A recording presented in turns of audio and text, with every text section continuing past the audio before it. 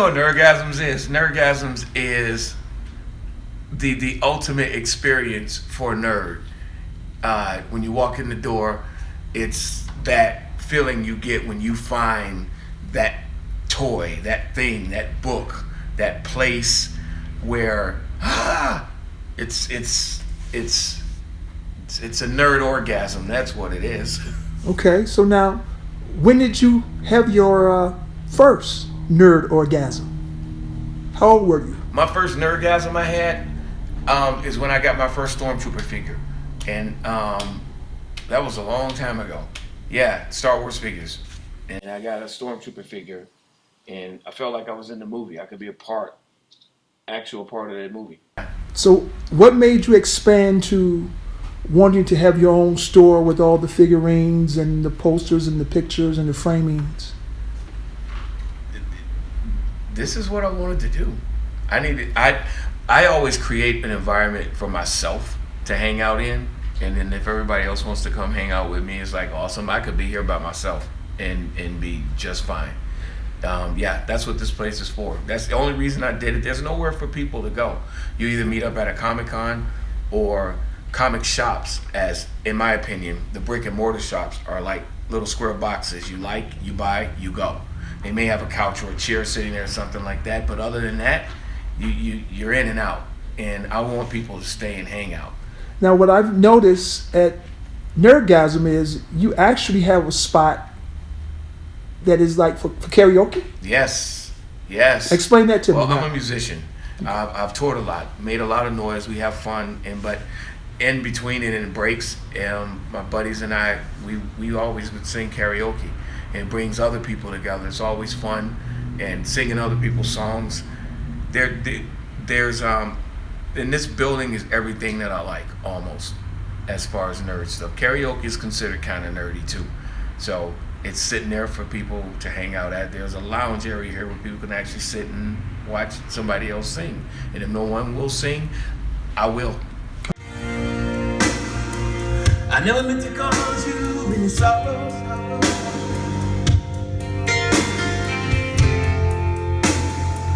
I never meant to cause you any pain. I only wanted one time to see you laughing. I only wanted to see you laughing in the purple rain. Purple rain, purple rain. I noticed you also have many television screens. Yeah. All throughout your location. Oh yeah. Now, what's going to be highlighted on these? All things nerd. All things nerd. I was at a sports bar one time, and I wanted to watch Star Trek, but I couldn't because it's football on. It's a sports bar, and that's where it popped in my head. When I do open my place, I'm going to have my screens will just be playing nerd stuff, and that's what we're going to do in here. I don't care if it's from Pokemon to Mission Impossible. It's going to be up on the screen somewhere. We're going to be enjoying ourselves. Now, I've noticed some of the things that you have here. Now, we have Captain America. That's my dude. Now, tell me about this statue here. I built that. There are those that have their little action figures, and then they have the 12-inch action figures, and sometimes they'll go up to 16 inches, 18 inches, and I'd rather have life-size action figures, and they're here. And sometimes I build them for people if they commission them, and if I feel like it, the bigger the better for me. Okay. That's more of the experience. It's easier. A 3 3/4 inch Stormtrooper figure does not compare to a full armored set of Stormtrooper armor sitting in my house. Okay. And that shield is one of the few that I was able to get signed by the original cast members. My first shield is in the superhero museum in Chicago. I believe that's where it is. Yeah, and that one's Chris Evans, Evangeline Lilly, just basically anybody that had anything to do with Captain America or the Avengers. Tell me about this collection of Over here. yes. So we have the droids, 3PO and R2. They're that's Sideshow Collectibles pieces, and they're for sale. Han, Luke, Leia, and Obi-Wan are my personal ones, and they're here as mascots and good energy for the store. I built those as well. Yeah, that makes me happy. Now you've been blessed to meet a lot of icons. Yeah. No one bigger than the official ribbon cutter of tomorrow's ceremony. Stan, the manly.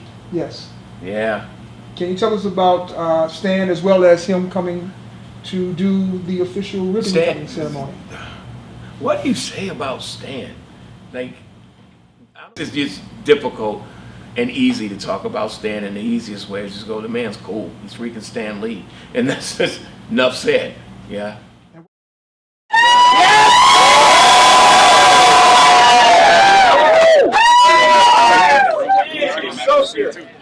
Here? Oh, I got it. Oh, we're gonna make it. Stan Lee. Yeah. Okay, guys, I need to show Stan around. He's got to see the star. So do me a favor. Let's go this way. All right. Boy, it looks great already. Thank you, This sir. is amazing. Yes. We're gonna all talk about The action figures here. Every time he goes, you did a great job. Every time he goes to a convention, he gets an autograph from the celebrities, and then they put something together like this. Leonard Nimoy, William Shatner. That's true. I'm gonna over in this corner. I'm gonna put a coffee stand. I'm gonna put a coffee stand over here in this corner. You gotta have one. Yes, sir. And then we're gonna do food. But you gotta have superhero coffee. Oh, superhero stuff's back here. Watch. I don't know if you want a box of white capsules. We'll get have that that ready your for you. personal white castle. We'll take them. Yeah, you're a good man. Okay, so inside, this is where the comic section is. This is the section that you obviously inspired, you know. So I'm impressed. yeah.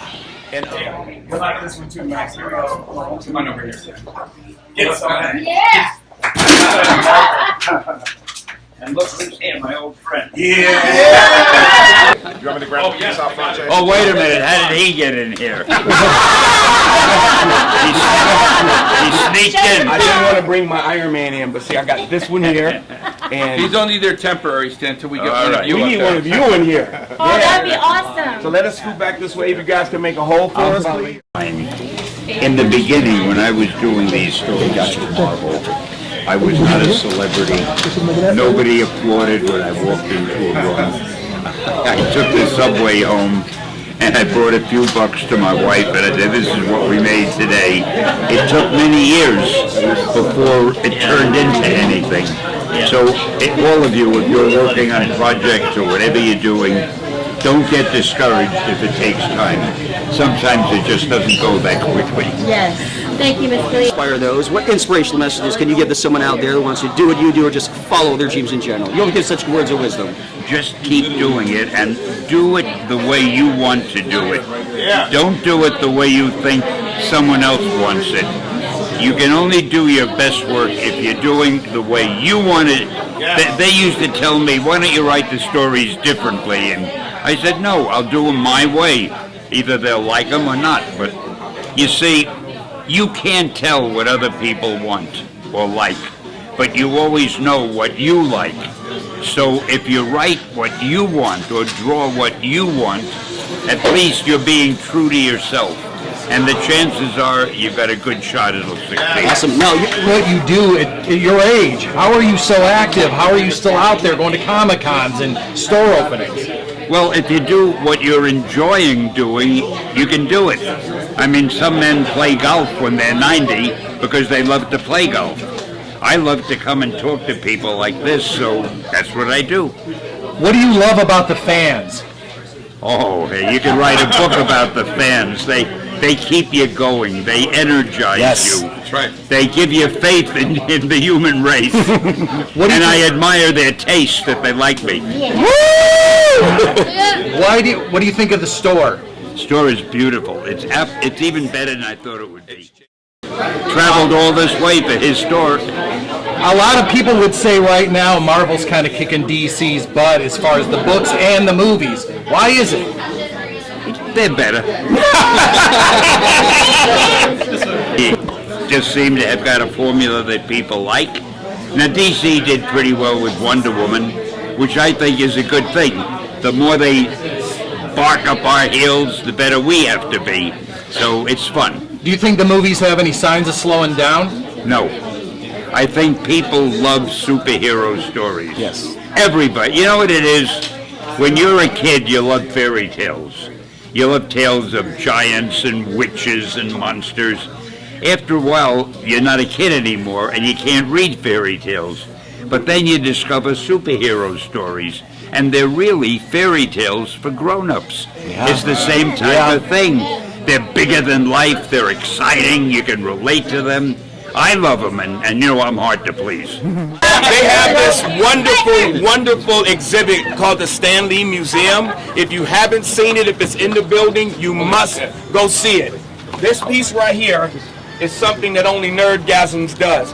Beforehand, a couple years ago, Max wanted one. I got it for him. I think we were in Atlantic City, New Jersey. And I walked past the thing in the Stan Lee Museum, and I'm like, whoa, absolutely happy and everything. But what I did was every movie that Stan Lee has ever inspired, starting with the movie that from the television show Spider-Man, the Howard the Duck, all the way down to the current movies is what I did with the master in the middle. Yes. So what I did with this one was I went ahead of myself. So we have at the bottom, the Defenders, Ant-Man and Wasp, which is coming. We have the Avengers movie, Cloak and Dagger. And what are you going to do if I make any more movies? There's no more room. Thank you. We're going to cut this ribbon. We're going to get Mr. Lee out of this building, and then the store is officially open. I'm sorry they're so small, sir. My wife never used to trust me with a sharp scissors. Oh, that looks tough to cut. Where do you want it? Right there? Here. Yes, sir. All right, I need absolute silence. Not easy. Down a little bit. I'm getting it. I'm getting it. Here we go.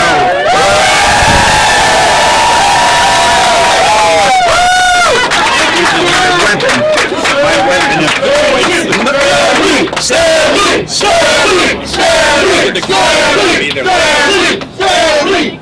All right, guys. My name was Engelbert Humperdinck. How long it would take you to do this? Take it over. We'll do it over there. You guys want to get the autographs from Stan? He'll be at the amazing Las Vegas Comic Con, which I'm sure you know about. If you're not going today, if you're going tomorrow, get there early because I'm telling you the line is ridiculous. Sometimes you get 20, 30 people lined up. All right, so we're going to say goodbye. Good luck. Thank you. You're a good little MC. Oh, I almost forgot. I don't want you to be mad at me. If I had walked away without saying it, you'd be all upset. Excelsior! Jay Nizzo, Yes, sir. what's up, brother? Oh, I had a day. It was a good day. Man. Yeah. As Ice Cube would say, Today was a good day. there you go, there you go, Yeah. there you go. Opening ceremony of Nerdgasm Las Vegas. Yes, sir. Yeah, it was a good day. All right, now talk to me, man. Tell me about this epic day. Wow. There was a lot going on. I am so hands-on with everything that I do. I almost did too much. And we had let people in. We're gonna let them do a quick look around, say about 11 o'clock. And then 11:30 Stan's coming in, so we take them back outside. Got everybody outside. 11:30 comes around, and no communication, right? So finally run in. Obviously I didn't have my phone on me because I'm shaking hands and meeting people. Look at my phone, 2 calls from them. And I'm like, oh man, I missed the call because he has other things he has to do in town. So I'm like, oh man, I missed it. And a person like Stan Lee's life, a schedule is important. So there's marks dead, you know, and I'm like, well, I think I missed that mark because I didn't pick up the phone. So I'm calling and calling and calling, and then they call back. They're still in the air, and they took a private jet in, and it was late. So that's why it sent me the message, call me. So I tried to call back. Again, they're in another spot, so no more communication. Finally, ring, phone rings, and I got it. I borrowed somebody's portable battery. I think I had 2 of them on portable batteries and phone and all that stuff. And Stan arrived, and the crowd was like amazing. It was great. He was great. He came in. We showed him around the store, and he knows Peter, Peter Mayhew. So they shook hands and said hello. And Stan walked. We went back up front. Oh, they signed the poster, the big promo poster Peter and Stan did. So I think that's going on the wall for the store, our first round of autograph session. And then a couple other people were lucky enough to get autographed. A lot of people got footage. A lot of people who wanted to do interviews were fortunate enough to get interviews, which made me happy because that's very difficult to get that done. And the people that came, wow. I know a lot of people, and a lot of you guys were here, but then there were other people that I met today. This place was packed, and it was fun. It was fun. And hopefully everyone will come back. That's all I want. And I'm not talking come back and buy something and things. Just keep coming back and let's have some fun in here. I like it.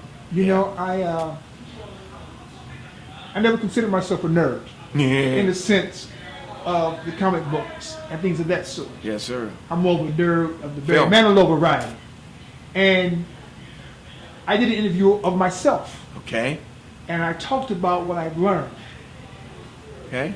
And interesting. How I was educated by your fans of comic books, those that we consider to be nerds, and they explained to me the why. Because I asked about the cosplay. I didn't know what cosplay was. Okay. And they broke it down for me. And then these cats, they would make their own costumes. They make their own costumes. They find the parts. They study it. And I was in Atlanta one time at an event, and I was tired, sitting on this bench, and I heard this clank, clank, clank. Like, what the heck? I look up, dude, Iron Man was walking by. Dude made his suit out of metal. The whole red and gold Iron Man suit. And it's again, as someone who was new to this world, last night at dinner, I talked to a young man who was Lord Skylord. Star-Lord. Yep. I'm sorry, from Guardians of the Galaxy. Yep. And he showed me pictures, and it was so elaborate.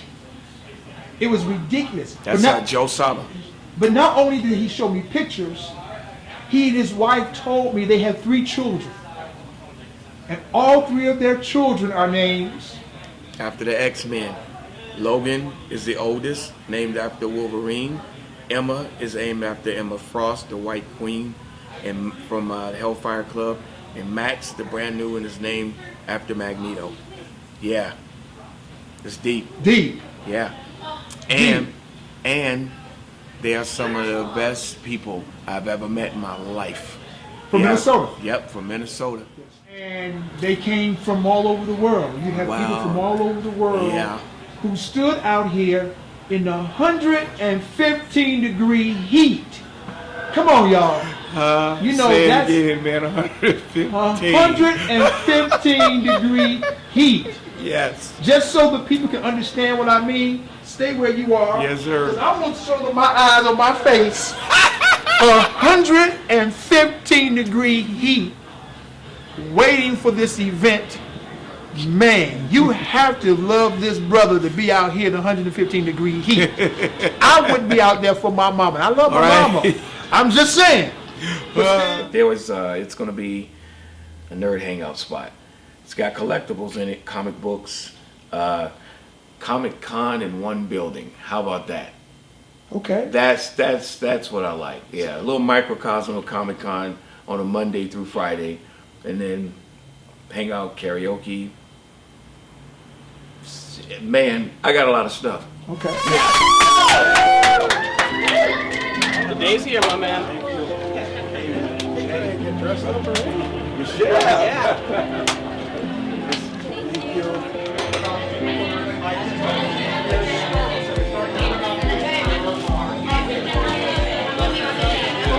I'm about to get beat.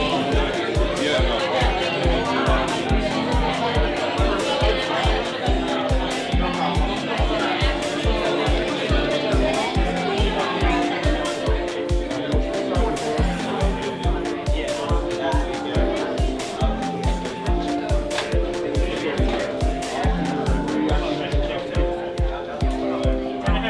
Now, my question I have for you is Nerdgasm. Sir, What's the origin of it? the origin of it came to me in a Home Depot parking lot in Barstow. That's no lie. It really did. I was sitting with Kevin. We were on our way somewhere, and I wanted a concept for a store. The store that I wanted to do is bigger than this, much bigger than this, with a different thing going on. The concept, the Nerdgasm thing, said before, is not what people with dirty minds think it is. It's that feeling you get when you find a collectible that you've been looking for a long time. It's the feeling you get when you walk in a room and you see Peter Mayhew sitting and you're like, oh my God! It's that type of thing. If you hunt forever and ever and ever and ever for a comic book, and the guys you run into want to charge you $8,000 for the thing, and then you finally find somebody that's selling it to you for a regular price. That's what you get when you have a Nerdgasm.